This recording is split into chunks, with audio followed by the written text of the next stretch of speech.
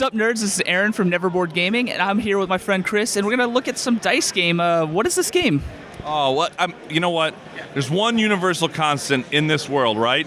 And that's that everyone loves a parade.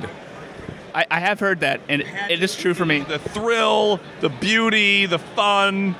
Yeah, parades. They're where it's at, man. And the parades back in the good old days of America, that's what we're trying to evoke here.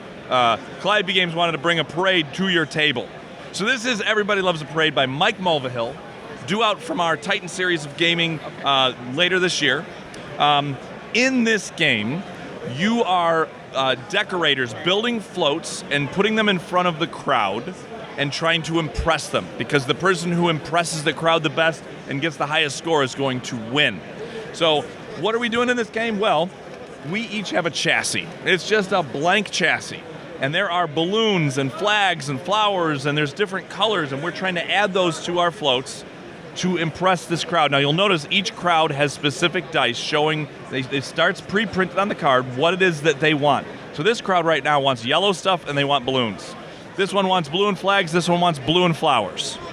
So on a turn, you get to take one of these cards and add it to your float. So if I was yellow, this would be in front of me? It would be in front of you, and you'd have 3 of these float meeples. Again, this is prototype stuff. These are trains right now. These are trains right now, but they're not gonna be. No, they will be actually kind of like it's sort of like a Rorschach test. They're little float shapes, and you get to decide what the heck you're seeing in them. But they're all different types of shapes, all different colors. So you'll start with 3 of those, and on your turn you start. So maybe you look over here and you say, all right, this crowd right here really wants yellow and balloons. So if this is the warehouse of decorations, so you're probably going to take that, right? Yellow balloon. Exactly. So if you take this and put it with your float, you also have an action you could potentially take. This one says you could take one of the cards that you've used already, that you've already taken, swap it with one of the cards that's in the lineup at that point. Right now it doesn't really matter because that's the card you want. We'd flip out a new one of these. There's different actions here. This one lets you add a new die to a crowd and roll it.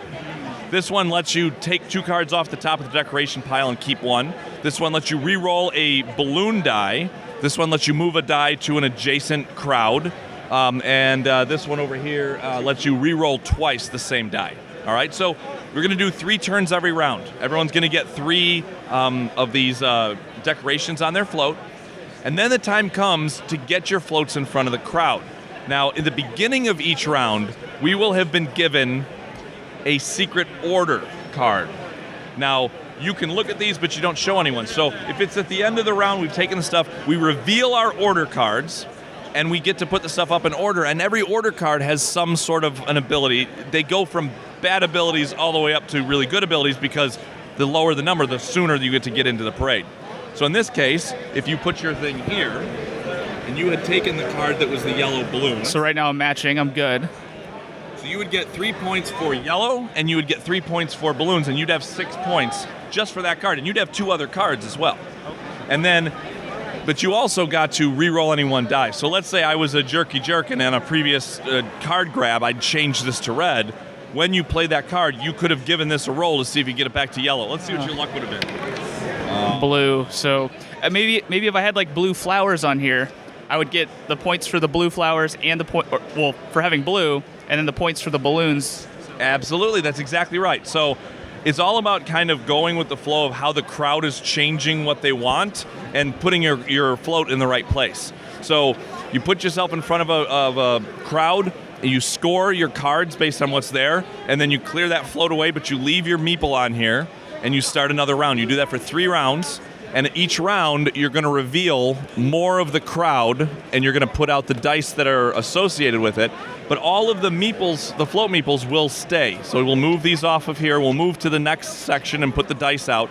But all of these float meeples will be here. So by the end of the game, you will actually have a whole lineup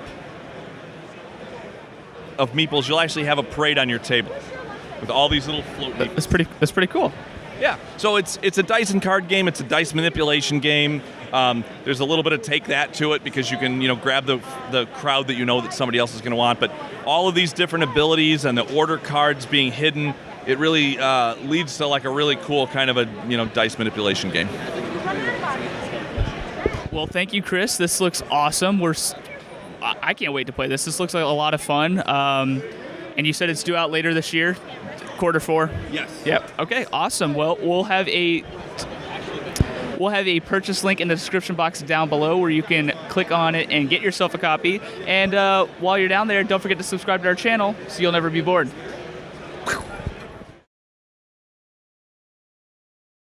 What's up, nerds? Aaron from... I can't even do that part. Wow. Sup, nerds? Aaron. And I stumbled. From... All right.